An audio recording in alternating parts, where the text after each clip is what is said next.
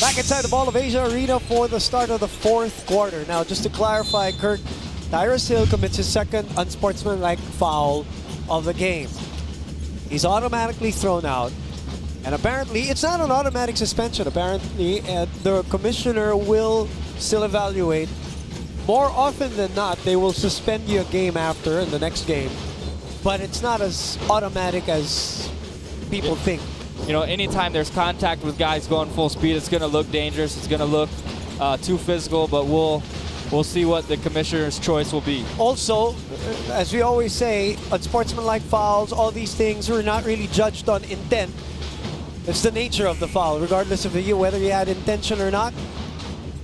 As a stop by National University to start the fourth quarter. Good signs for NU.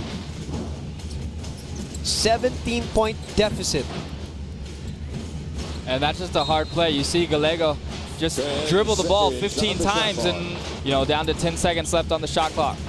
JLC with the fake. JLC with a drive. And JLC has not found the range and the stroke today. Manuel fakes and then drives. Tries to get it off the glass. Trying to look for a foul. None called. Diputado putting his head down. Gallego asking for it. So this is down to 15 as Jamie Diputado gets it after that Yamaha Mio #1 move. Yeah, the energy has been better here in the second half. Just the defensive intensity, which you would have liked to have to start the game if you were NU, but they have found some rhythm defense on the defensive side, especially here. Point lead that disappeared, vanished in round one encounter. So there is a reason why they brought it up. There's a reason why you and I talked about it. Because it can't happen again. Right now, with 8:15 remaining, this is a 15-point lead. Doesn't taste as bad as 24. Manuel drives. Sets up Lohera. Balti again with the left hand, no. And a defensive stop by National U. Gallego, Diputado. Gallego gets it back underneath. And it will end up with NU with 11 seconds remaining. He'll get some rest that he probably needs, but I wouldn't imagine if this lead gets any smaller that he will be on the sideline for very long. Lohera, the tap. JLC ahead of Melesio, left-handed drive, and the first field goal of JLC. And guess what? It is down to a baker's dozen. We are in the middle of a 13-2 run. The last 2 points of De La Salle was courtesy of Encho Serrano, who, by the way, just went down on an ankle sprain, and we just heard that Encho won't be coming back into this game. So that was the last 2 points, the one that he had off the glass earlier. So let's see if that run will continue or if La Salle, after this timeout, gets an answer. 4 personal fouls here for Jamie Malonzo. 5 on the shot clock of La Salle. Melesio for 3, and he gets it to go. That's a big one, and he started off the third quarter with one of those long-range 3 balls, and that one with a crossover. Just tough to do off the dribble to create space and still get it off in time. That crossover is deadly. Nice move, but Bates closes the door. And he's been doing it all game long. Look at this. Looks at the clock. Crossover. Goes to his left. Rises. And drains the triple. His first 40-point advantage. Plus 40. Give it back to Dave. Chris crosses. The creativity and the ability to finish Dave Ildefonso is amazing. Yeah, side to side, the strength. Oh, but nobody's stopping the ball. And Kurt Lohera with a free lane and a Jollibee 100%, the amazing move of the quarter. Yeah, Lohera hit the game-winning shot last time these two teams met. He's been a little bit quiet today, but on that last play, showing us what he can do. Yeah, that Dave making space for himself. And then on the other end, 154. And this is interesting to me, how far away from the basket Dave Ildefonso has to catch the ball to start, working. And that's tiresome, hard for him to do all that work. Clemente, still no go. He has been way off today. 5:10 remaining in the fourth.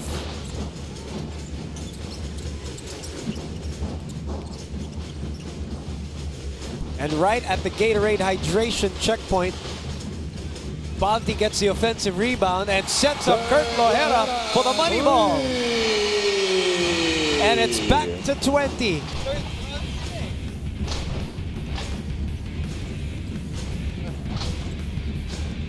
A deflating 3. Deflating if you're rooting for National University. For NU, that was a fire stopper.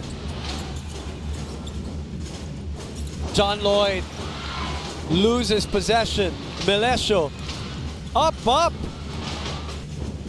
Bates makes sure he gets that rebound. Baltazar in the middle. And a strip job by Sean Ildefonso.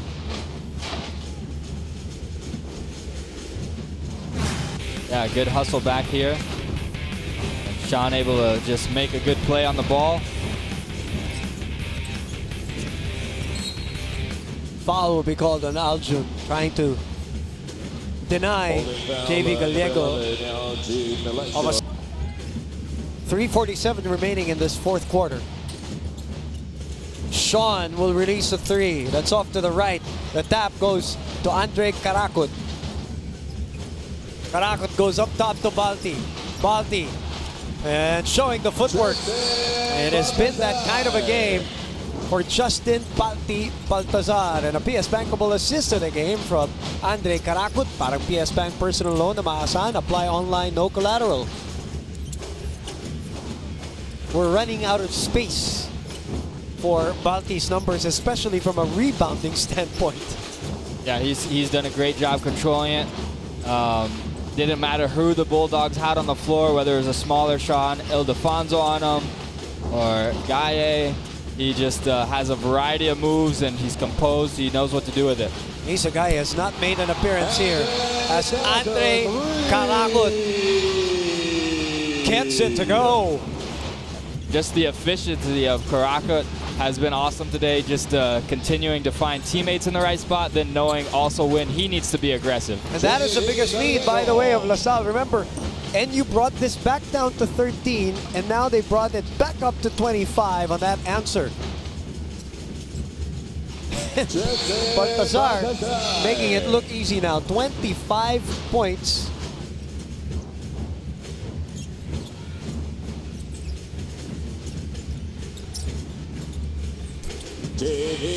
"23 rebounds."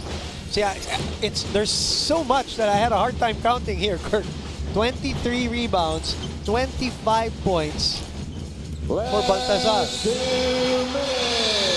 Yeah, Baltazar has gotten his work done today. And it is an 83-58 game here, and it's looking like the most complete game so far for DLSU, Kirk, here in season 82.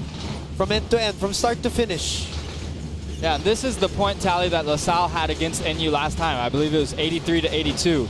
But the big difference today was, the DLSU defense really just shut down the Bulldogs. So we've known all season that DLSU knows how to score the basketball, and they're still showing us how efficient that can be, but on the defensive side is where a lot of the big improvement has been as well. For De La Salle, as they mop up operations here at the Mall of Asia Arena, a complete dominant game. We only had one lead change, and that was at the start of the first quarter, and no deadlock, and the biggest lead was 25. They have several guys who have put up big numbers here in the college level, but they haven't put up 40 minutes of team basketball. So you have different games where different individuals are highlighted a lot, but they're still looking for a statement win where they can sort of find some identity. Yeah, they against did. National University. Yeah, NU knows how to score the basketball. They scored 82 points, 3 weeks ago against them in the first round. So that's definitely a big improvement to just come out here and play a solid game of defense.